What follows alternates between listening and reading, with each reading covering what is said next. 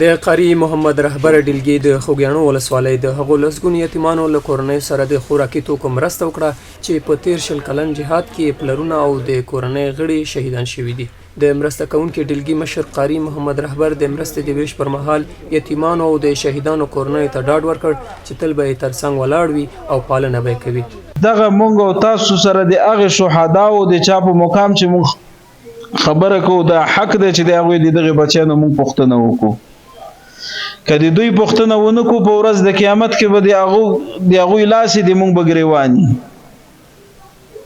ځکه چې ما او تا سره هغه په سنګر کې یو ځای روان و، د ما او د تا په دفاع کې د دشمن په مقابله کې 24 ساعته هغه خپل کور دغه ګلالي بچي پریښي وو، د دغې والدین یې پریښي وو، دغه ورونه یې پریښي وو، خو د ما او د تا په څنګ کې به روان و، ما او تا سره به د ما په دفاع به یې کوله.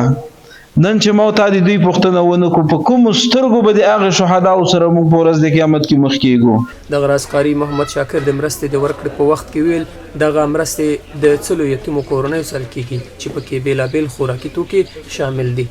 نو په دې سلسله کې موږ هر کال دغه توجیه کوو د یتیمانو لپاره او د خپل دلګي د مشرا د مجاهدینو پیسې راټولوو او بیرته بیا په هر روزه کې دغه سی پروګرام کوو چې د یتیمانو بې سرپرسته یتیمانو سره موږ دلته کومک کوو.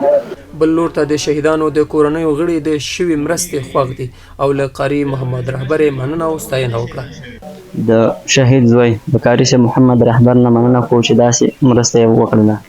بل خصوصا د نورو دلګي مشرانو هم داسې مننه کوو چې نور خپل شهیدانو سره مرسته وکړي. رهبر قاري صاحب نه مننه چې موږ سره هره روژه کې دغه کومک کوي.